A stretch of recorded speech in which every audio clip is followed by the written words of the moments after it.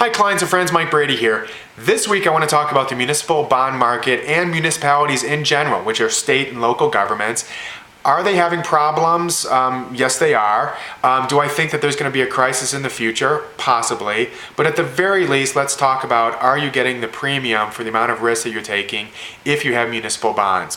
First off, municipalities and municipal bonds are state and local governments, not the federal government. In 1950, there were 4 million employees in the municipal arena. By 2008, there were 20 million people employed. That is 5 times the number of employees by our government, by our municipal governments, but only a doubling of the population. Okay.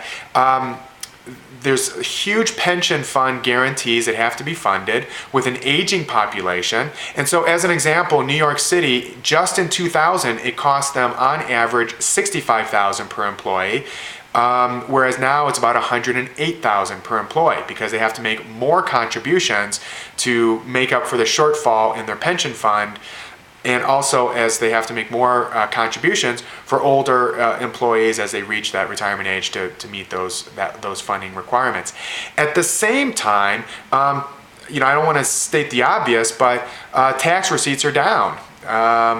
But the pension and other obligations are up, and the number of employees that need to be supported are drastically up. 18 months ago, Vallejo California declared bankruptcy, and it is unclear yet under their Chapter 9 declaration what's going to happen with the bondholders of the Vallejo California. It's very possible that if Vallejo California is allowed to just declare bankruptcy, that all of those bondholders are just going to be kind of left in the wind. Now, that has a reverberating effect through the entire municipal bond market to the increased premium that people will be required in the future. And as taxpayers, that means that you and I will have to pay more to borrow money in the future. That's a real big problem. And unless there's some miraculous and wonderful turnaround in tax receipts soon, this is a real possibility. There are $2.7 million of municipal debt that is out there at this particular point. Now, one thing to look at is if you have municipal bonds, at least make sure that you're getting the appropriate premium for it.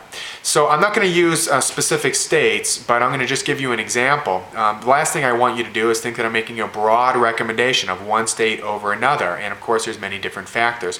But as an example, state 1 has about $10,000 per resident of debt, which is 20% of that particular state's GDP.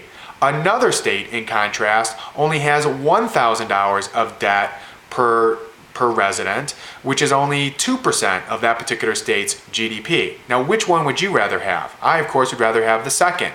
Now, if I'm going to buy the debt of the first one, I better be justly compensated for the increased risk of that municipality going under.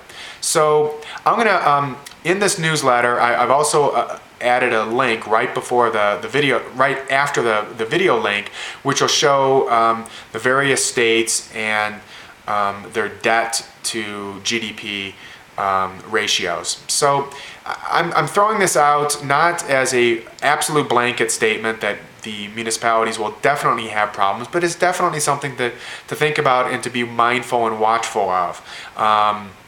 A little bit of caution in this area never hurt anybody. You might say, well, the rating agencies and the government isn't putting up the red flag. Well, if the subprime mortgage has shown anything to us, they can be completely oblivious and perhaps completely incompetent in understanding what crises are coming down the pipeline. So it's really up to you and me to really talk about it and think about it together. So anyway, my name is Mike Brady, Generosity Wealth Management, 303-747-6455. I am a registered rep with QA3 Financial, and you have a wonderful week. Thanks. Bye-bye.